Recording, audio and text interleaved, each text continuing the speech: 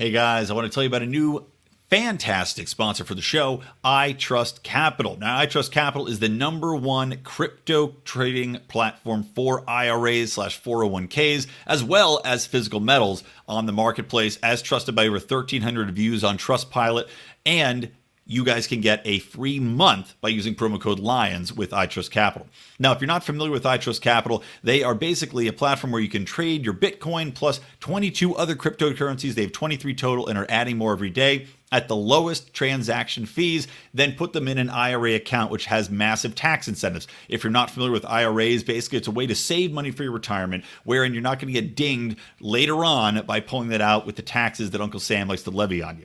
Now, not only that, but like I said, whether you have long-term gains, short-term gains, you're going to have really low transaction fees with iTrust Capital. So you can get in there, you can trade your different cryptos and have yourself a fine time while knowing that your assets are safe.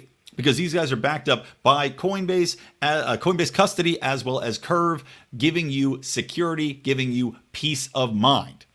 Now, the other thing that I want to mention is that they're completely transparent. Right? They are also able to help you out with a free insider's report on Bitcoin and crypto IRAs. They give you everything you need about fees, security, 24/7 access. And like I said, you can get 1 month free by using promo code LIONS. I Trust Capital, promo code LIONS. Get 1 month free. Get in there. Get your 401k IRA going with your crypto assets. Make sure you're not left behind.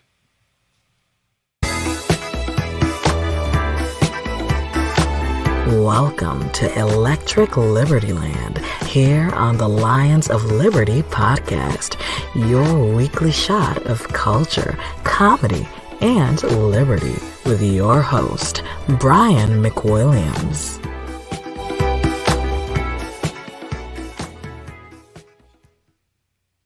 What's up, fuzzy chipmunks? Welcome to the show. I am Brian McWilliams. This is Electric Liberty Land. And I have successfully returned from Las Vegas despite all of the hurdles thrown into my way by the Biden administration, vaccine mandates, canceled flights, and everything else. But yes, I did make it back. Didn't have to hitchhike. Didn't have to suck any more dicks than usual. So all good things. All good things all. Didn't have to, show my leg on the side of the highway, although I think we can all agree, if there's one thing about me that people really should get behind, it's these dancers' legs, because I got them in spades. I mean, they are beautiful. Anyway, as you can tell, probably by my eyes, still feeling it. It's going to be a good, my equation that I use, by the way, for hangovers, and I think this stands true. I think it's inarguable, and you find this happens as you age, is when you go hard in the paint, and I went hard in the paint, I was up late, drinking all day, drinking whiskey and all that stuff. Because I was in Vegas, if you don't know, I went for Jason Stapleton's bachelor party, good buddy of mine. So big congrats to him getting hitched out there. It was a lovely affair, or so you would think, because I actually missed it. Because of the same Southwest Airlines delays, I got in, raced through the airport, raced to the hotel, raced through the hotel, just in time for everybody to be walking out of the ceremony, which was poolside. And just in time to get a picture with the bride and the groom, right as they're getting ready to wrap up and leave, and they're taking family photos. So, yeah, good times. It was a good time though. So anyway, yeah, I am fucking tired, but have to do the show. The show must go on, and even though I missed that one show when I was laid out with not COVID, supposedly, I do not want to miss any more shows if I can avoid it. So I want to talk about this whole Southwest issue just to kick things off, because the funniest thing is that Southwest Air is saying, or was saying, maybe he's changed his tune by the time this is coming out, but Southwest had been saying that none of this had anything to do with COVID, right? None of these delays. And at this point in time, there's been I think 2,000 some flights canceled, stranding people in any number of locations. And there was a couple at this wedding that was stranded. Their flight was canceled. No new flight out until Tuesday, so they had to stay at least another day. And I'm not sure how much more time today. Hopefully they got on that flight for Tuesday. But I don't know how many other people were stranded across the country.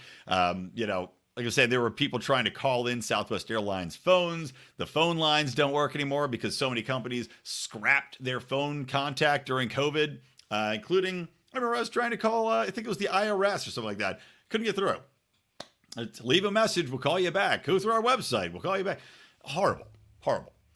So I will say, maybe a silver lining to this Southwest thing will be that they'll have to up their customer service game. But the funniest thing is Southwest Airlines saying that, oh, it was because of weather. Oh, in Jacksonville, Florida, there's an air traffic controller, and a few of them got sick, and you know how things just steamroll. You know, it's they snow and ball downhill. So, long story short, that's all horseshit. Complete fucking bullshit. And this is, in fact, a sick out. This is in response to the vaccine mandates. And specifically, what I was reading from a great newsletter that Howie shares with us sometimes called The Five. I should really reach out and see if they want to come on the show sometime. But this is what they're reporting. A friend texted, they're in the airline industry. Yesterday, 668 airline flights were canceled. By the time I went to bed, they are estimating 1,000 to 1,400 canceled today. Well, I don't know why. They told their pilots and flight attendants they had until November to get jabbed. So now they have to use all of their bank vacation and personal time or lose it. AKA, if they want to quit, go to another job, go find another airline, whatever it might be, somewhere they're not going to get mandated to get the vaccine. They have to use all that vacation time, all that sick time, right? Because they still get paid for it. Otherwise, it's gone. And the off-duty crew are not picking up trips to cover it. Jacksonville ATC, Airline Traffic Control, walked out too, and Milwaukee Air Traffic Control is expected to follow today. There is no weather. Southwest just wanted to tell you the real reason why. That is pretty much exactly it. There's no bad weather in LA. There's no bad weather in Vegas. There's no bad weather in Florida most of the time. So this is the fallout. And frankly, I hope it inspires a lot of other industries. And yes, it's going to be short-term pain. And yes, it's going to suck for a lot of us, especially if you're stuck in Vegas. But I would have accepted that, of course. You live by the sword, you die by the sword. So hopefully this will reach up to the Biden administration, who has dismissed it, right? Jen Psaki has been dismissing this as, some sort of small kerfuffle. But not only are we going to have a lot of other industries get inspired by this, say, you know what, fuck these people, we can do the same thing. Not only that, but also there's two sides of the coin as far as reaction, right? First side is going to be the people that got vaccines and got mandated that said, oh, well, these people are being selfish assholes and they're screwing me over. Yeah, fine. Those people are expected to do that anyway. And in fact, they're expected to react to anybody not getting the vaccine and going along with them. And I'm sure most of these people have a world mindset that you should just do what you're told at all times. So these are the people that are probably not going to be reached in general, so they don't really matter. The other side of the coin is people that realize what's happening, that realize that this is going to be a bigger deal than they thought, and that this has to be aided along, if anything, because none of this would be possible if the government didn't install this fucking vaccine mandate for companies over 100 people. None of this would be happening if not for the Biden administration superseding its authority, even if there's some precedent, right? And the people will argue, there's precedent. It's totally constitutional to do this, right? Because we've had these types of things in the past. Bullshit. Should it be constitutional in the first place? I would argue not. And again, the Constitution is not the end-all be-all. Just because something's written in a fucking old piece of paper does not necessarily mean that it is correct. The progressives will tell you that, right? The Legressives will tell you that these things have always been wrong. They must be changed. These things written in the Constitution mean nothing anyway. So why should we accept? Michael Bolton's also good on this, pointing these things out, even as he uses the Constitution. We all know the Constitution is not the end-all be-all. But I just love the fact that these people just can't, the mainstream media that was literally on the hunt for every single time anybody in the Trump administration misled them, misspoke, whatever, right? They would call them out and they would say how horrible they were and how, God, they missed the good old days of press secretaries being truthful. And then you've got this lying shit up there. And they're all lying shits, mind you. This lying shit is up there. Just, don't worry about Southwest. Don't worry about all these people that are revolting against our vaccine mandate. Nothing to do with it. Brush it aside. Mainstream media says nothing. Goes along with it. Just really pisses me off. Other thing, and by the way, it's going to be a more rambling episode. Being out all day yesterday. Again, I was also delayed yesterday, by the way. I was delayed like 2 hours coming back. So got in. It was late. Ate dinner. Went to bed. And then today I had a lot of catching up to do. So not as prepared as usual for this show. But that's fine. When am I ever that prepared? The other thing I want to talk about, though, is Columbus Day, right? Yesterday, well, actually Monday, I should say. Not yesterday as the time this airs. But on Monday, it's Columbus Day. And now they're saying, oh, it's Indigenous Peoples Day. And you've got the GOP saying, no, it's still Columbus Day. I don't know why they care so much about it being called Columbus Day.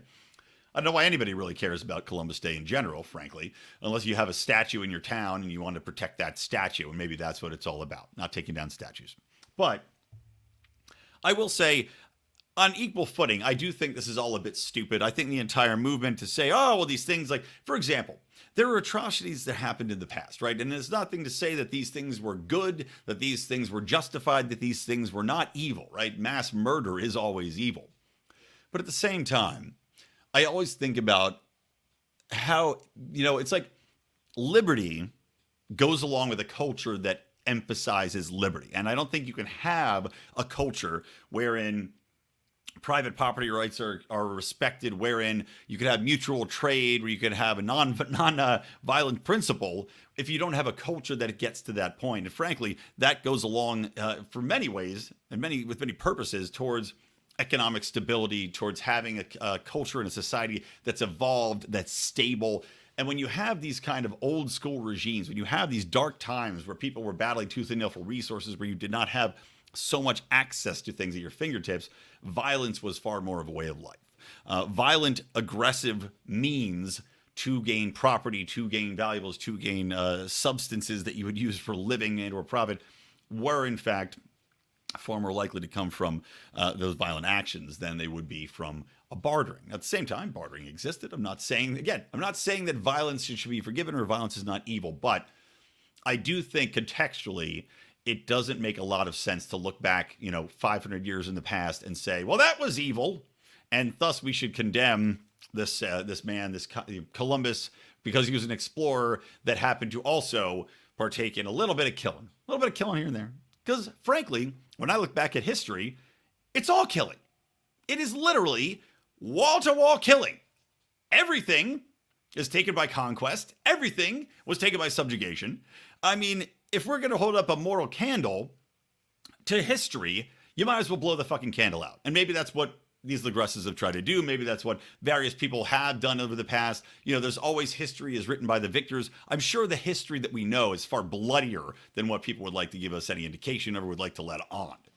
But point being, sorry, my dog's inside behind me. Point being, I don't approve of going back and trying to tear down the past simply to make some sort of point in the present, which I don't think is going to really change any minds or mean anything other than to give people a small little victory that can tout, political means, political power is far more to thank for holidays that we have. I mean, honestly, when I look at Indigenous Peoples Day, right, we don't get the time off, right? Columbus Day, you got off in school. I guess schools get it off. The government workers get it off. Thanks, politicians. Banks are closed, right? But otherwise, it's not like the everyday person gets it off. It's not like the everyday person has anything specifically to celebrate in that day. It's not like it's only basically to say, hey, all you guys, feel bad, right? That's what Indigenous Peoples Day was about. It's literally, for the most part, they'll say it's created to celebrate Indigenous peoples, but considering the fact that you put it on Columbus Day, there's not a way around the fact that this quote-unquote holiday was created specifically for the purpose of shaming white people. Now, I'm not saying you can't do that. I mean, I'm in public relations. Pretty much every day, from Hot Dog Day to Free Pretzel Day to Kiss Your Mom Day to whatever else, Valentine's Day, all of these things, as I said, they're not created out of some divine purpose. They're not passed down with us like commandments from God. they're created by people, and they're created by people with a very specific purpose. And that purpose is to influence you into believing one way or the other, or to vote one way or the other, or to be inherently thankful for one thing or the other, right? I mean, Christmas, we get off because it was the church. They pushed this through. They had control and power in the government, so they want to make sure that people could go to church on Christmas. Why? Oh, because it's the birth of our Savior, and that's when they get the most money. So there you go. We got to keep Christmas. Got to have off, and you got to make sure to pay people during Christmas so that they have the money to give to the church. You look at the 4th of July. Look at, I mean, 4th of July gets founding the country. I understand why that would be a holiday, but still, so many other holidays. The holidays thanking our service members. And I know I have a lot of listeners that are service members, and I made this point before, and some people were, giving me clap back about it. But, Memorial Day now is more of an insult than it is to actually legitimately thank people fighting and dying for the country, because they don't really fight in any legitimate wars for the purposes for which they signed up for. They are simply cannon fodder for the elites and the powers that be that are out there. They want to use them to continue the military-industrial complex, to force America's point of view, which again is for profit. For who? The people at the very top of the food chain. As has always been, as will always be. The same people who create any holiday are always very rich, very important people that have a lot to gain from creating that holiday. Now, this holiday, you say, well, who's the beneficiary of it? Well, the indigenous peoples, I guess, are what? Happy for the pat on the back? I mean, I was reading this fucking stupid CNN article about people, oh, thank God for Indigenous Peoples Day. They're indigenous people. To that, I shake my head. Number one, I'm not thanking, if I'm an indigenous person, I'm not thanking the U.S. government for fucking shit. The U.S. government has treated me like garbage. It is, complicit in the massacre of my people. It's put my people on reservations, kept them there. There's a huge amount of alcoholism, of depression, of violence on these reservations. Now, there's been some reparations paid, I guess, in the way. If you want to look at casinos, want to look at certain rights that they have. But for the most part, it's hard for me to say as an indigenous person that I should go, oh, thanks, government, you're great now. Okay, all is forgiven. It's just clearly a tool. It's a political tool for the Democrats to say, look how great, look how woke we are, look how wonderful and forward thinking, and we're going to do this thing that no one else really thought to do before, right? And the other thing is not only because of the things that happened to these people in the past, but also I just can't stand it when anybody is thanking the government for something as meaningless as a day. Thanks for the day. Nor that I should get any sort of pleasure nor justification of who I am, of what I believe in as a person, from an entity as evil, as idiotically, badly run, badly conceived, and currently badly in debt and still complicit in violence the world over, including at times violence against its own people, as we see with this vaccine mandate. And I wonder how many indigenous people are vaccinated or are objecting to being vaccinated. Anybody? I mean, I really don't know. I should have looked up the numbers. I didn't know where this rant was going to go when I started it. Thus is the beauty of Electric Liberty Land. But I do wonder if on Indigenous Peoples Day, they got an exemption from the vaccines, because I highly doubt it. I think most of the people that probably lost their jobs were being forced to get a vaccine in order to keep them. And I don't know if they're forcing casinos and they've got hundreds of employees to get vaccinated or not. I don't know if they have that right. I don't know if constitutionally or legally they have that right. They possess it, or if that's something that's not included because they don't have the authority over those reservations. I just don't know. But I just think the concept is just, I mean, you can have Indigenous Peoples Day. You can have any day. But I just want people to remember it's just a day. And it's as meaningless as any other day. And I don't say that as somebody that is, I am very fond of all the indigenous people of this country, but please, I beg of you, do not take this crumb and think of it as some giant morsel that is being given you out of anything other than self-interest from the government and the cronies that run it. Speaking of the government and the crony, the head crony in charge, I am loving the Go Brandon memes going around. I think it's absolutely fucking hilarious. And if you don't know what the Go Brandon meme is from, it's from Joe Biden and, not Joe Biden. It's from a NASCAR race wherein a reporter was interviewing a man the guy who won. And I don't know. I don't follow NASCAR. Some guy, let's call him some dude good at driving cars. So some dude who's good at driving cars in circles was on, he's being interviewed. And this reporter in there, you could hear very distinctly in the background a cheer of "fuck Joe Biden." And it is repetitive and it is very obvious. You could hear it very clearly like crystal right in the back of this interview. And the reporter, I don't know why she even thought that this was a good idea, but the reporter goes, "Oh, what's that?" I think the crowd is chanting, "Let's go Brandon," because the driver's name is Brandon something. Brandon something who could drive a car well. I think that's his full name. So that has now become something that is being chanted in college stadiums, in NFL stadiums, and on t-shirts, and on the internet, and it is delightful. Almost as funny as the White House dubbing over what was it? I don't think they were saying "fuck Joe Biden" at the congressional baseball game that he showed up to. But they changed it to "We love Joe." And literally the guy who was typing out the translations at the bottom of the screen, they put in parentheses, for like the deaf people, the closed captioning, they put in parentheses, "We love Joe" over and over again instead of, fuck. I had to do a quick edit there. I mean, weird tech issues today. Never fails, by the way. Never fails. Whenever you're tired, kind of in a rush, that's when the tech issues always happen. User error, some will say. All right, coming back to the show. Real quick, let me tell you about Nomad Network, which is a fantastic thing. I gave you the wrong URL, by the way, last time. I got confused because I got another email. We got another URL, whatever it might be.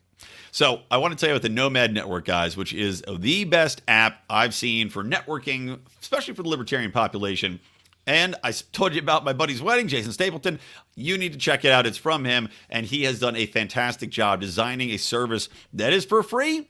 You can go to www.nomadnetwork.app/lion and get in there and get your free access to this wonderful world wherein you can post jobs, where you can find jobs, where you can have discussions about business, about other topics as well. But primarily, this is a networking app designed to make you better, to basically enable you to succeed with what you're trying to do. Everybody's got different goals. Love it when loud ass assholes on motorcycles drive by the house right during this. Everybody's got different goals, right? And that means that you need to find different people that follow those goals, that share those goals, that have a better knowledge base than you to learn from, to get advice from, to collaborate with and for, and this is the perfect place to do it. So go to Nomad Network, www.nomadnetwork.app/lion. Get in there today. Download the app on your phone. Start getting in there. I'm in there. Mark's in there. John's in there. Of course, Jason Stapleton's in there. And many other libertarians that I know. So yeah, guys, don't stop yourself from succeeding. Get in there today. Now, it's going to be more important to do that because right now, Uncle Joe, big Joe Biden episode, because he keeps doing the worst, shittiest things. Him and Gavin Newsom. By the way, Gavin Newsom just signed a bunch of unbelievable garbage. And that's like, all these crazy regulations into effect. And apologies, I will talk more about that probably next show, which I think I'm going to have Mark and Remzo Martinez on, by the way. I believe we're going to do that next week for a show that we're going to talk about the revelation, number one, that there's a new gay Superman. That's my dog shakes in the background like an asshole. There's a new gay Superman. So we'll get into that with them because it ties into their second print podcast. And a bunch of other topics. But yeah, Gavin Newsom, man, I hate him so much. And it's just unnecessary regulation that makes everybody's lives worse and nobody's lives better. But they get to waggle their finger at people and say how good they are and how wonderful they are as people. Just like the Indigenous People Day people, But remember, it's all for our benefit, guys, even though it typically hurts us as consumers. Yeah, but anyway. Oh, and a side note, well, since I just mentioned Mark's podcast, we've got the Boring Podcast, the Boring Show, the Boring Podcast, whatever you want to call it. Just remember BOHRING. And we're having fun with that. Great show. Trying to promote it, though, because it's completely un-PC, completely unfiltered. We say horrible things about horrible people and have a good time doing it. And I'm trying to promote this fucking show on Reddit, right? And I've done Reddit ads before tying into topics, right? Because I could go to, have it run in a forum for whatever. So I'm trying to do it, tying into a show called The Bonfire, which Big J Okerson's on, who's, of course, also on the... God, I'm going to fucking strangle my dog if he doesn't lie his ass down in a minute. Hank, lie down. God, you're annoying. Thank you. Either yelling at my dog or yelling at my wife on this podcast. That's the two things. So anyway, Big J Okerson, who, of course, is on the podcast with Dave Smith, And I'm trying to promote this thing, right? So I'm like, all right, I'll advertise it on the bonfires group. Those people probably are on PC. They probably like our type of comedy. Let's try it. Reddit rejects the ad. And the ad is very simple because they have rejected ads in the past, right? Couldn't spell out asshole, even an asterisk, right? Now this is for Reddit, which was a wonderful community, right? Reddit used to be similar to Twitter, a place you could go, have fun, say things pretty much unfiltered, because each little sub-segment had its own moderator, right? That kind of kept things more or less civil, but civil meant no massively racist statements, no crazy flame war shit where you're telling somebody you're going to hunt them down and murder them in the street. But pretty much you were left alone. Now, Reddit has become a Nazi playground. And by Nazi, of course, I'm referring to the authoritarian-style Nazis, not the ones that they tell you are lurking around every corner and hiding in your bushes anytime you go onto a college campus. So now it has become awful. It's an awful place, and it's really become so much less fun than it used to be, just like Twitter and basically every single social media platform. But we are now told, when I try to run an ad, and the last ad it said something like, a podcast you don't want to tell your mom you listen to, or something like that, right? A fairly innocuous statement because I'm trying to be a little bit cute, but also get approved. Rejected. Run another one. Says, you'll hate yourself for listening to us. Rejected. Why, I ask myself, and I also type back to Reddit, and they say, we're going to let you know. Hold on, we'll review it, and then they close the ticket and never get back to me. This has happened 2 fucking times now, trying to promote this podcast. So all I can think is that we have been canceled by the assholes who are over at Reddit, whatever fucking woke-ass bullshit moderators they have over there running their ads, because they said running an ad for our podcast would be breaking the rules against they have against, promoting offensive content. So apparently our show is so offensive, it's too hot for Reddit. So there you go. What a fantastic ad for the boring podcast. Literally too hot for the fucking cunts over at Reddit. And I can't. You're not supposed to say the C word, I guess, on YouTube. By the way, that gets you shadow banned too. But I don't give a fuck. Reddit, suck my dick, and go listen to the boring podcast, guys. I think you'll enjoy it. There's a lot of fun stuff on there.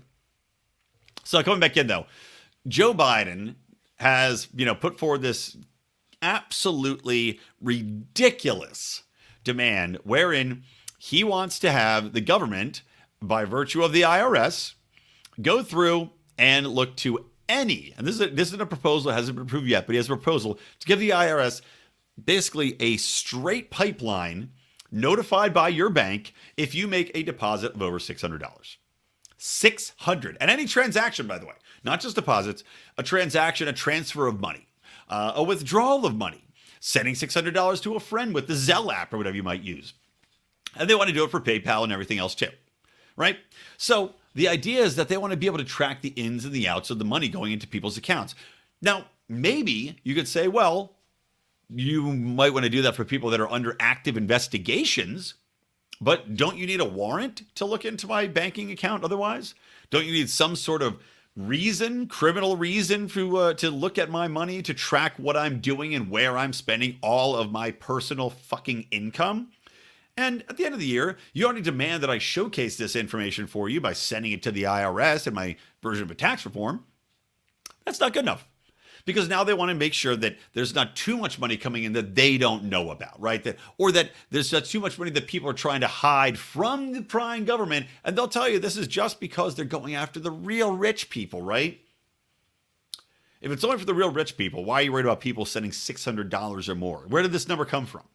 Because that certainly sounds like money that you could track and probably is roughly around what somebody would be getting paid if they're getting paid under the table and you don't get to tax it. Now that I think about it, yeah, probably right around that, minimum wagey area where somebody like an illegal immigrant or somebody that just doesn't want to declare the taxes on their tax form might get. Probably right around $600, huh? Funny how that works out, that they give themselves the justification of looking at every single person's bank account for virtually any transaction that's over, I don't know, a minimum pip of an amount. It's absolutely fucking atrocious. So that's one. Write your Congress people and tell them no way in hell. But who knows? Uncle Joe seems to have crazy ideas. Senile old bastard. By the way, this is going to be a short episode. Like real short. I lost a lot of time with that fucking tech issue. It's really pissing me off. My fucking microphone Kept saying no input selected. Go through, click all the things. Certainly was an input selected. This microphone. Then, yeah, wouldn't acknowledge it. All right, what else? Let's do a couple idiots of the week. God, I keep forgetting to get my little jingle that was created by Josh Anderson over at the very famous, very important Tower Gang podcast. But I don't have it queued up yet. This is another one. Another one of Gavin Newsom's specials, right? Gavin Newsom, who I hate so much. I had talked about this bill that some progressive asshole in the California Senate had put forward. And this was a bill designed to make big box department stores, right? Make them create a gender neutral section for kids. Because apparently going in and buying things in the women's section, if you are a boy and you're transgender, or your parents are telling you you're transgender, or you simply have been encouraged to think you're transgender by the pop culture phenomenon that is overtaking the culture right now. And again, if you're transgender, I don't fucking care.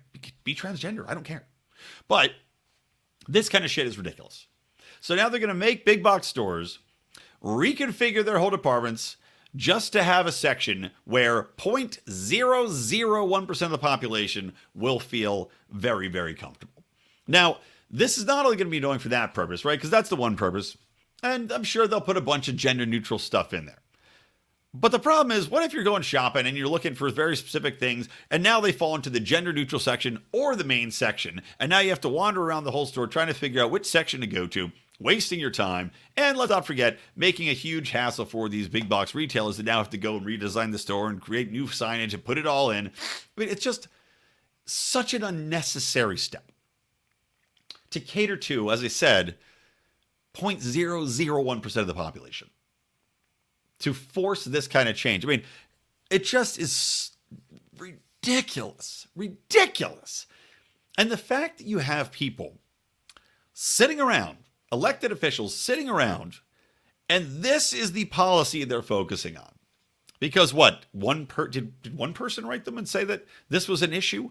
You know what I hate? I hate going into Target and having to go to the boys section for some things and the girls section. And I have to tell my kid, well, that's for boys and that's for girls. What if there just were no boys and girls? What if I could just go to one section and buy it? Meanwhile, your fucking kid probably wants to dress as a girl or wants to dress as a boy. So at the end of the day, there's still going to be stuff, right? Because they're not saying eliminate it all. That would be unbelievably confusing for parents trying to buy shit for their kids. They're saying only some things are going to be in this gender neutral section. So you still have to go to the women's section or the men's section and the gender neutral section if you are, in fact, a parent trying to buy for a transgender child or a transgender child trying to buy stuff. It is fundamentally stupid. This entire thing is fundamentally stupid, and yet it is in the brand new slate of regulations that Gavin Newsom has passed now. Because thank God he survived re-election, right? He or his recall. He didn't get recalled, so now he's like, well, I'm going to go on a signing spree. All the stupidest shit.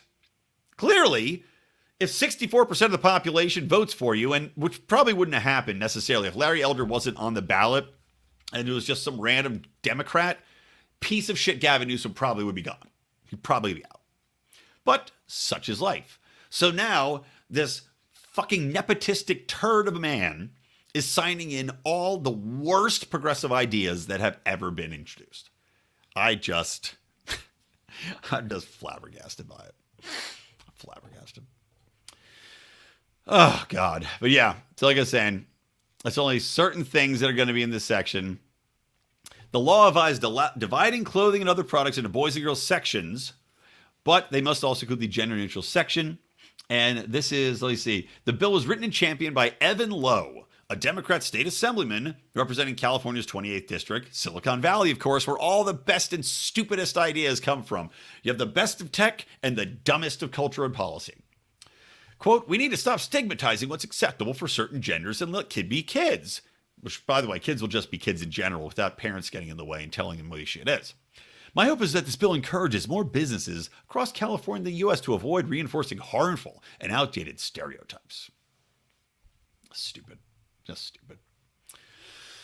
Anyway, getting back to another idiot of the week, and then I'm going to wrap this shit up, is another change for the sake of change, right? Regulatory change for no real purpose, but New York City is trying to get rid of its gifted program, right? The quote, gifted and talented program. Now, this might get put right back into place because the incoming governor likes the gifted program. He's a black man, and which is ironic because the outgoing governor, de Blasio, he said that this is based on racial inequality, right? And that's why they had to get rid of the gifted program. Because everything's about equity now, remember, and not equality, which everybody's equal as far as who gets into the program, which is literally done by testing people. Typically, the gifted program was aimed at finding people that have the higher IQs and then giving them a more, I guess, creative / strenuous program that encourages them to think a little bit more, to learn a little bit more because they can learn faster, etc. And if you aren't gifted, there's nothing wrong with you necessarily. Let's not try to make it so that it's like, oh, the dummies over here and the smarties over there, which is what these people are saying. But they make it racial. I mean, it literally is the dummies over there and the smarties over here. I wasn't gifted. But my point is, I can see why that would be a benefit, having a program that, you say, all right, if these kids are a little bit faster, right, they're sitting in class, we've done the research, they're bored sitting around, and in fact, they respond better to more active stimulus, which is what I would think as somebody who is often very bored in school, but yet could get fine grades. I understand the idea for the program, as we've been, experimenting with for what's got to be 30 or 40 years now. But the reasoning behind getting rid of this is what pisses me off. Because none of this is ever based around sound research, sound policy. It's all about making people feel good. Right? They got to feel good that their kid isn't the dumb one in the class, that there's not certain kids that are scoring higher in this test that they take. And again, I don't know. You could argue with the means and how they choose these kids to be in the class, but the idea behind it is fine. Why don't you tinker with that rather than scrapping a program that is helping create the best and the brightest during a time when we have lowering IQs across the board, when we have a dearth in new people coming up with creative motives, and maybe blame public schools as a whole for that, blame culture. When we do have a problem with kids having attention spans, when we do have a problem with kids checking out, when we do have record high failure rates, maybe some of these kids would benefit from a program like that rather than a race to, I don't know, the mean. I mean, that's what it seems public schools focusing on now, right? That's why you see across the board, people getting pushed up. They're not getting rewarded for success. They're in fact getting penalized for being too successful, while the people that are at the bottom are getting gifted passes to go forward to get B's when they should be getting D's. And in the midst of this, right, in the midst of these, and we have like ample data on the fact that schools across the board are lowering their own standards in order to make graduation rates look better, in order to keep people happy, in order to make teachers and parents happy, right? The teachers don't have to work quite so hard, and the parents don't have anything to complain about because their kids are going forward and going to college and getting in debt, and then going to schools where they can't handle the topics because they haven't really learned anything. It's not like we don't have a problem with basic reading levels in this country, which we fucking do. It's not like all the standardized testing scores nationwide have been going down, which they are. The solution here clearly is to simply make everybody dumber, simply try to emphasize making everybody even so that the outcomes are better, at least on paper. Meanwhile, as a country, we're just having less innovation, less creativity, less incentivizing of people to be creative, to go out and make something, to get inspired. I mean, God knows you don't want to inspire children anymore, right? You don't want to push the boundaries of these kids. Let's keep it very dull, very oatmeal, and very milquetoast, and allow them to simply simmer in the lukewarm bathwater of their dumber friends. I don't know. I really am fed up with this race to the bottom type of shit that's going on through culture and through education right now. It's very upsetting. But what can you do other than try to get these people out of office that are pushing forward this crap? I mean, de Blasio is on his way out. Like I said, the incoming governor, Adams, hopefully he puts it right back into place. But if so, that's also annoying because then you're just yo-yoing this shit back and forth. You're trying to make kids, okay, pull them out. Now put them back in. Now we got to get the whole infrastructure up, put it back in. It's just idiotic. And if we had more school choice, you could pick a school that has a gifted program. You could pick a school that has nothing but gifted programs, which exist out there. Different charter schools have different teaching methods. As I talked about last show, I would want the opportunity to put my child somewhere where I thought that they would thrive creatively. My own fucking gifted brain stroking out over here. Creatively, intellectually, depending on what they're interested in. Okay, your music-centric school, great. My kid learns in a visual manner. Maybe the school's got a more visual curriculum. Whatever it might be. I'd much rather have that than a public school that is now eliminating the best route forward, or one of the routes forward, for people that are more intellectually curious, more creative, and need more stimulation. Otherwise, they're just going to sit there, probably check out, cruise through high school getting B's, go to a middling college, and they may end up successful, they may not. Then again, they don't need to go to college. Maybe the best thing for these kids is to be so discouraged they drop out of high school and find their own way in a different business, and by virtue of that become far more successful and far more intellectually stimulated just by finding shit on the internet and creating their own path that way. That might be the best way forward for all of us, frankly. I just don't know. Now I have to edit together this shit, which is going to annoy me because I had to stop and re-record. Such a pain in the ass. It was a good pain in the ass, though. Matt McKinley over at Burning Daylight. Check him out, guys. I am going to end this show here so I can rest my, as I like to refer to them, my dried out butthole eyes after a long weekend in Vegas. So that's going to do it. Go listen to the Boring Podcast, subscribe, leave a review, and help me fuck Reddit in the ass. And then, of course, also join our Patreon. You get my Good Morning Fuckhead rants. You get Degenerate Gamblers, where you can hear the full story of what happened over the weekend at Jason Stapleton's wedding, or at least my version of it, with all the funny bits therein that I have not mentioned on this main show, because, hey, that's pricey content. So go to patreon.com/Lions of Liberty or lionsofliberty.locals, and you can join us there. All right, that's it. From me, Brian McWilliams, from Electric Liberty Land, and from Lions of Liberty as a whole, always stay plugged in to Liberty. And goodbye. Hit the button.